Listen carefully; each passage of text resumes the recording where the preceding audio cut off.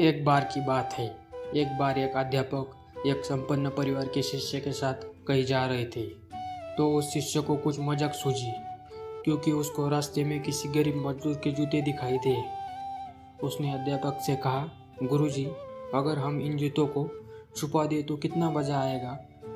देखते हैं कि मजदूर पर इसका क्या असर पड़ता है। अब उसको तो मजाक सूझ रहा था, लेकिन गुरुजी ने कहा कि नहीं, गरीब इंसान के साथ इस तरह का भद्दा मजाक करना ठीक नहीं है। उसने कहा, क्यों ना हम इन जूतों में कुछ सिक्के डाल दें और देखें कि इसका इस गरीब मजदूर पर क्या प्रभाव पड़ता है। उन्होंने ऐसा ही किया। जैसे ही मजदूर अपना काम करके लौटा और उसने एक पाँव अपने जूते में डाला तो उसको कुछ कठोर सा महसूस हुआ।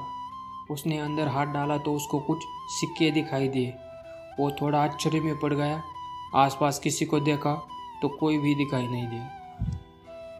वापस उसने दूसरा पैर अपने जूते में डाला और वापस उसको उसमें कुछ सिक्के दिखाई दिए।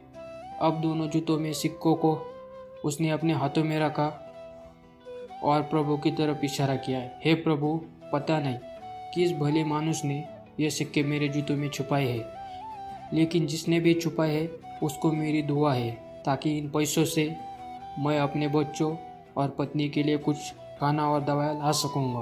और इतना बोलकर वह चला गया। इस बात को शिष्य और अध्यापक दोनों सुन रहे थे।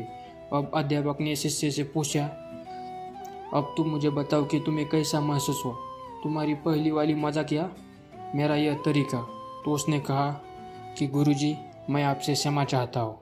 अब मुझे समझ आ गया है कि सच्ची खुशी किस चीज़ में है। जब हम किसी का मजाक उड़ाते हैं तो हमें कुछ पल का आनंद मिलता है, लेकिन इसमें हमें बद्दुआ मिलती है।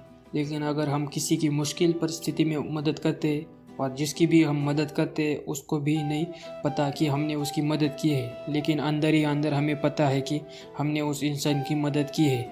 यह सच्ची खुशी है। जब हम दूसरों को खुशी देते हैं तो हमें सच्ची खुशी मिलती है। इसी तरह खुशियाँ बांटते रहे, लोगों की मदद करते रहे और दान करते रहे। जिसके भी आप काबिल हो, जितना भी आपसे बन पड़े दान करें, लेकिन दान ज़रूर करें।